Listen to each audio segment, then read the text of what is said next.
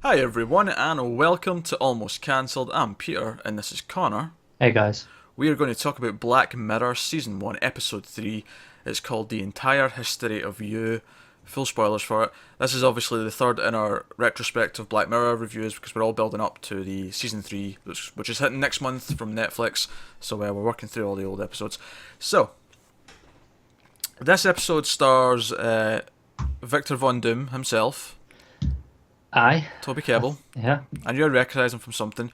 Although, funnily enough, I wasn't thinking Fantastic Four. I was actually thinking the atrocious-looking new Ben-Hur remake because I keep seeing the trailer for it. Do you know what I'm convinced I've seen him from recently? Because it was bothering me for about half an hour.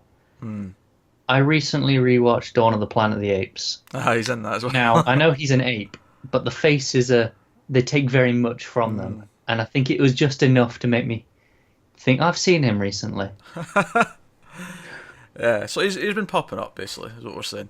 And the premise of this is that everyone on Earth, or in the Western world, whatever, all have, like, cameras implanted sort of in their eyes that which record to like a hard drive in your neck, so you can replay things that you experienced earlier on as a video file, and you can even throw it up in the TV.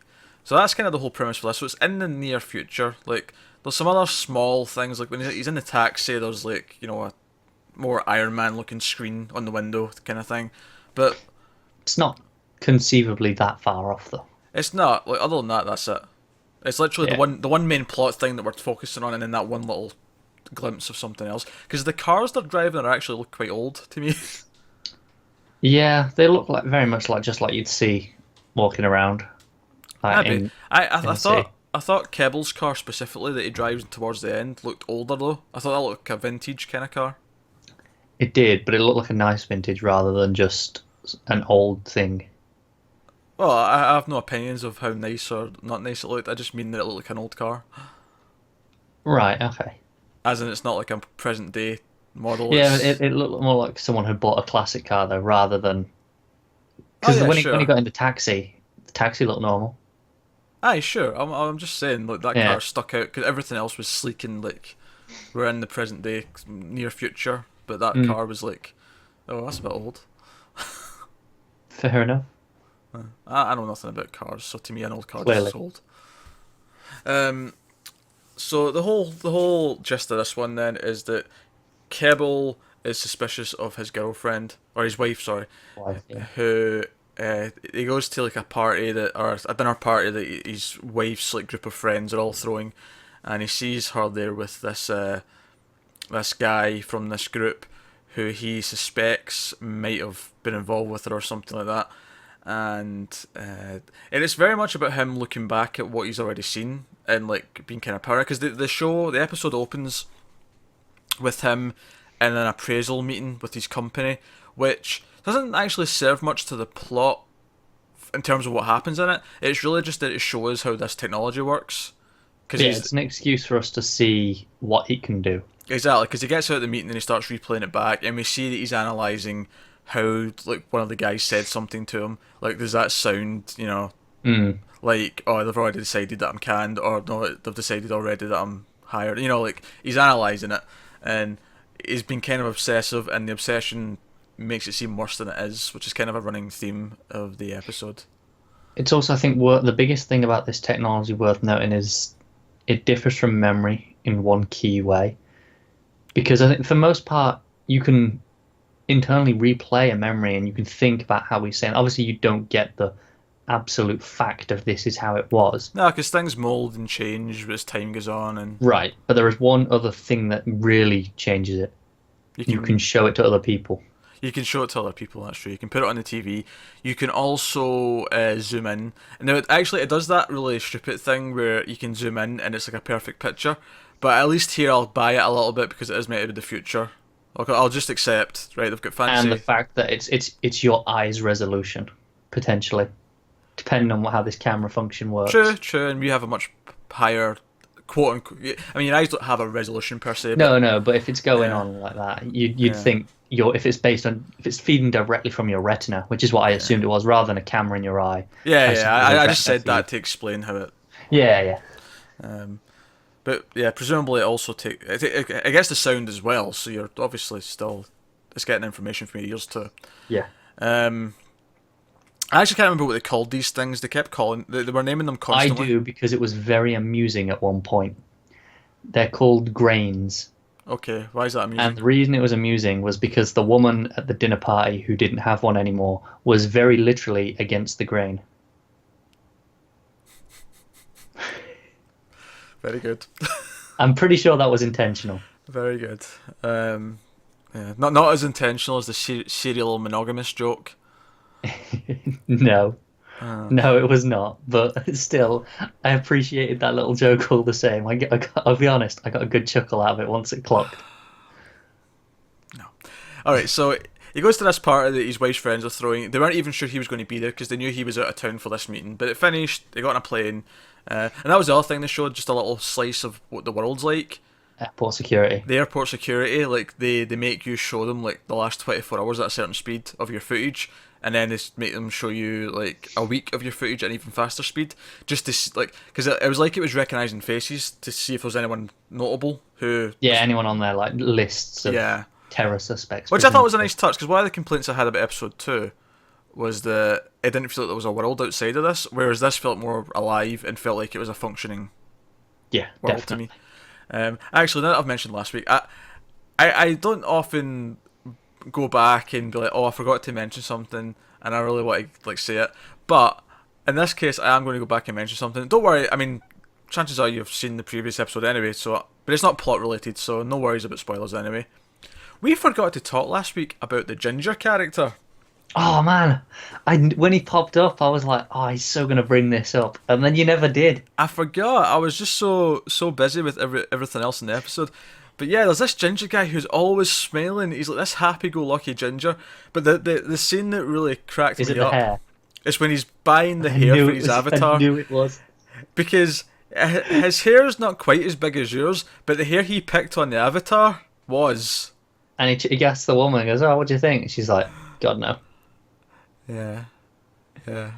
I just Yeah, wanted to no. bring that up. I know. I was fully expecting you to bring that I up when we forgot. I did that, and forgot. then yeah. Yeah, so I had to come in here with a not a correction, but a An amendment to addition. Yeah. last episode's review. But anyway, so they're at this party, and this guy here named Jonas, and he notices that his wife's acting kind of different around him, awkward, laughing at his jokes a bit more than she should be, like the serial monogamous one, and all that, and it's just kind of a bit awkward. But the key point here, the key thing that comes up later, is that Jonas is talking about the fact that he just broke up with someone, and one of the reasons why I knew it was time to end it was that he preferred watching footage of old girlfriends, like, having sex with them, than he did actually having sex with a new girlfriend. This is key. Yes. This is very key. Because, as you can imagine, if you're the husband, the main character, if you're Kebble's character, later on you realise that when she admits, oh, we actually did have a thing at one point, because he brings it up and he gets kind of increasingly jealous. But don't get me wrong, Kebble's character in this is a dick. He is a dick, but at the same time, he's not wrong. Well, that's the thing, he's not wrong. Because at first he seems like he's just been a paranoid, freak. And they mentioned that he's done this before because they mentioned Yeah. the Dan thing. Yeah. So he looks worse, and don't get me wrong, he doesn't look good at the end. Like it still feels like he's done a lot of. Every way he goes about this is wrong.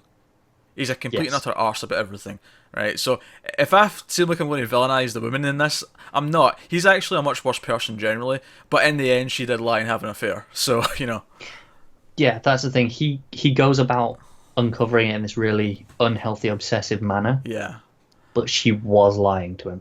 So, Yeah. they're both kind of awful people. and not only was she lying to him, she kept trying to lie again. She would amend the lie to Yeah. it was kind of damage control. It was like, what's the least viable part?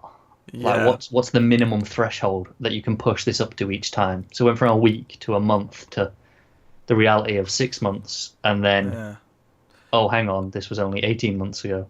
Yeah, yeah. So all of that sort of escalated as the episode went on, which I really liked because it was kind of unraveling it, and you kind of felt like he was being a paranoid freak, but at the same time, it's kind of sympathetic because when he rewatches, because they sort of make up, they have a little fight about it, and she admits that they were together for 6 months or whatever. Yeah, I think it's 6 months. And they go upstairs, and there's this weird scene where they're having sex, but they're both watching old footage of them having sex rather than just having sex. Yeah, it's strange, isn't it? Yeah. And to be fair, I think if you're at that point in a relationship, it's time to end it. Probably. If you have to relive your old glory days by watching footage of it, just yeah, Probably. it's done. But so he's watching, and he awkwardly shows the babysitter who stayed the night. Which, by the way, it was funny when he showed all the footage in it, and The paedophile babysitter joke. yeah, which was obviously just a reference to something else someone else said that night, but to her it was completely out of context, and it Yeah, that was the other thing because this whole thing shows how this can take things out of context. Where he said to her, "You're a real bitch sometimes," and she edits it, yeah, so it just cuts off the sometimes. yeah, she plays it back, and it just sounds like he's just shouting, "You're a bitch." Yeah. Yeah, Uh, but so he's replaying the footage, particularly the moment where he walks into the party, and he sees them, and it's when his wife notices there, and it's like our changing demeanor and our facial expression as she notices him that really bothers him.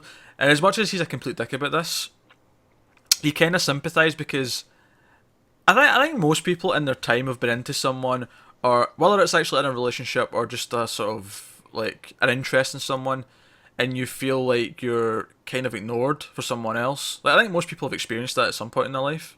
yeah, You know, it's kind of a common thing that props up for most people, and so you kind of sympathise with that feeling. You see what he's feeling when he sees that. yeah, definitely. So you get the obsession, even if he's going about it all It's wrong. it's that spark of curiosity that once it's there, it's hard to get rid of without answers. And the problem with this technology is the answers are there. Yeah, you can keep digging. You can analyze it over and over until you maybe find something or so on. And he drunkenly gets in his car and goes over to Jonas's house and basically assaults him, um, and Mm-hmm. forces him to delete the footage of his wife. And he specifically, like the moment where they convert, because it's awkward the whole time. It's a really well done scene because the whole thing's just awkward because he's like drunk in the morning and he's, berating him and all that. But it's the moment when he says, "Is this the room where you masturbate to images of my wife?" Line. Yeah, It's like, oh shit, okay, that's just escalated, and he forces him to delete everything. And it's funny actually because this is the second time I've seen this episode, so I'm curious. See when it cuts to like him waking up in the car after this scene, yeah. and he plays back the footage to see what he did, and you think he's just watching what he did, and it Yeah. seems like he's just kind of breaking down because he realizes, oh shit, I've just acted like a maniac, because that's how it plays, Yes. right? The first time I watched it, that's how it played. Is that how it played for That's you? that's how it played for me. Yeah, That's exactly what it was. yeah. See, this time because I remembered where it was going, I was like, oh, that's what he's noticing right now. He's It's noticing this it's clue. not it's not regret over his actions. It's distraught over what he's seen. Yeah. Because this has big implications because this obviously leads to him questioning if he's even the father of their daughter. Yeah. Um, so he goes home and he confronts her and he asks about he mentions the painting on the wall, and it turns out the reason why he knows that something happened during their marriage is because one of the bits of footage from Jonas's camera was had that painting in it, so he knew they'd been in this room, and It's rough. it's rough. It's a really well done but really awkward scene, intentionally so, of Yeah. her trying to like worm her way out of it, and then again she tries to lie again. Did you use a condom? Because he's trying to figure out if like the baby's his, Yeah. and she says, "Of course we did," and then he says, "Well, let me see it, because we can do that." And she goes, "Oh, I deleted it." Well, let me see the blank section that's missing because of it. And then she tries to delete it quickly when he's not looking, and Mm. it just like all of it just feels like self destruction. Like these two were fucked from the start, and they're both fucked because he's paranoid, she cheats, They're both and she awful lies. people. But yeah, Basically. they're both awful. Um, but it's kind of how this technology, um, like It like amplifies the obsession. it amplifies it, but you also ask the question like, would could this have worked out without this technology? Like, imagine this scenario without this tech, right? He maybe notices something at the party, afterwards he asks her about it, or maybe he's still a dick about it. It's like, because that moment in Taxi when he's like, oh, he's a right knob, isn't he? A proper dick, you know. Um, Yeah, it's the same thing with when it's to the babysitter. It's like, is it funny? Don't worry, he's a prick. oh, that made me laugh. That was a Yeah, good line. was good. Yeah, don't worry, he's a prick. Like, you can say what you want. That was a good line. But it's like, so he asks her about it. Maybe she lies, right? But does that lie actually save the marriage? Because he can't keep prodding. He can't He keep looking can though. at it. That's the thing. He can't keep looking, but he can still internally replay it on his organic memory. He can still have that niggling suspicion, and can still prod further. So while the technology amplifies it and gives it maybe physical proof that he can point to and go, look, this is what it is, he can still prod and say other things. He can Well, still he save it can, without but that. they did make up. But then you start looking at the footage again, and that's where it escalates because he can see it again and he's not satisfied. But the thing is if it's a memory, it's not as clear as that, and it starts It's to. not as clear, but he could still look at it again, like replay the memory and wonder. Because the thing with memory, you can convince your memory to change, right? They even mention this.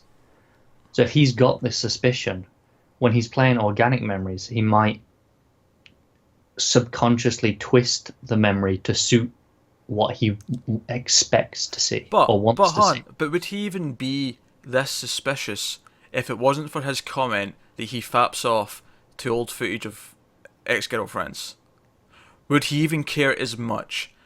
They have the fight. She admits, oh, it was a longer relationship. It was, a month or 6 months. And Here's the question. alright, Is him saying that any different to saying he does it to him imagining his memories of that, or a physical recording that they'd made,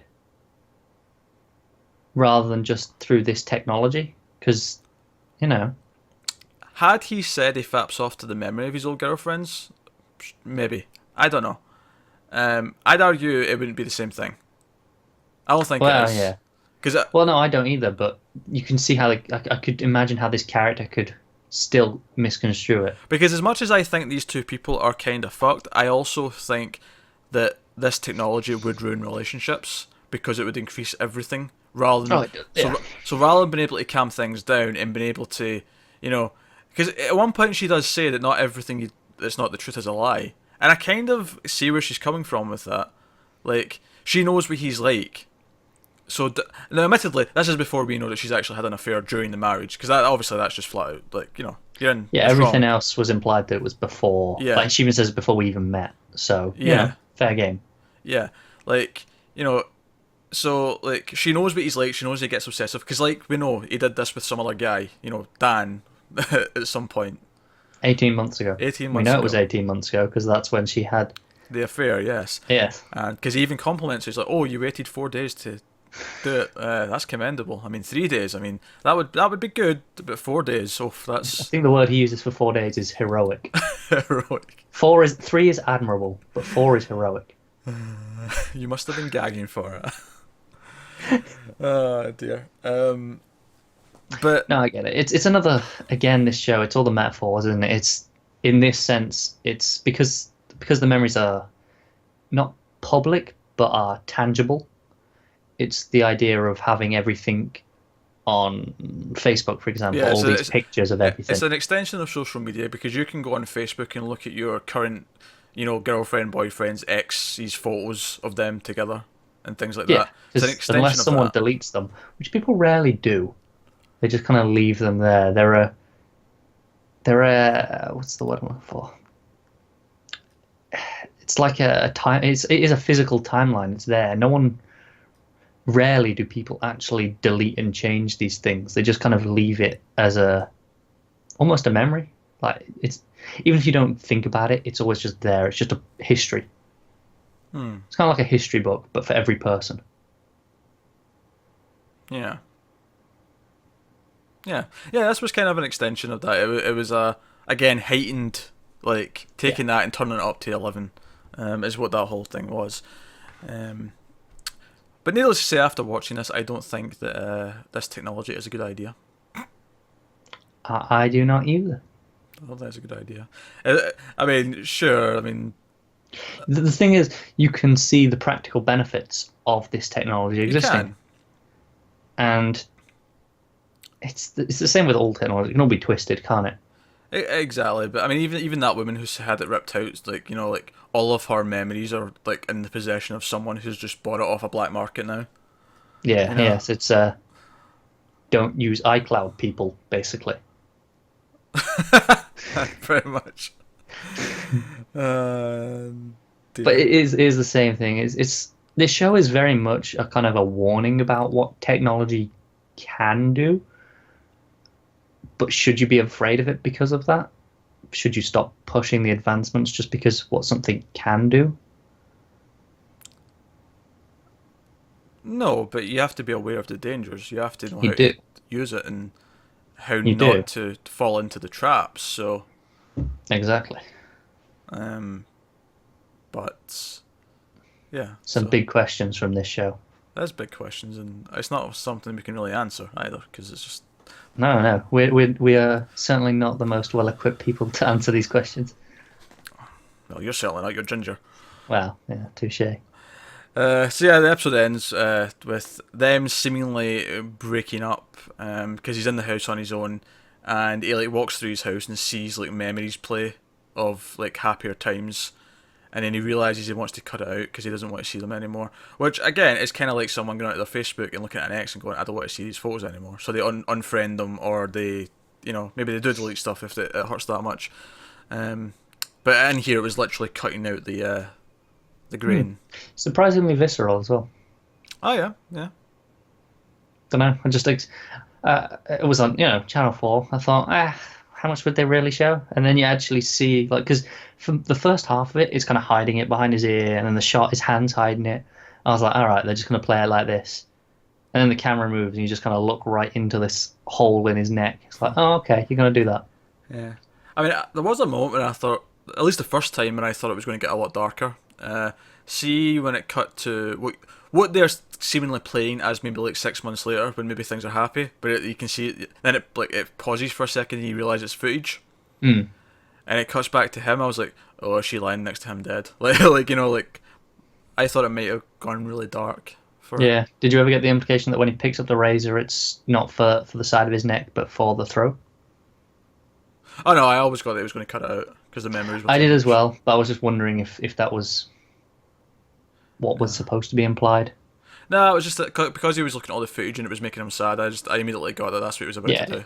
He was like, nah, I want these to fade. Like I don't want them to be, Yeah. rock solid like this.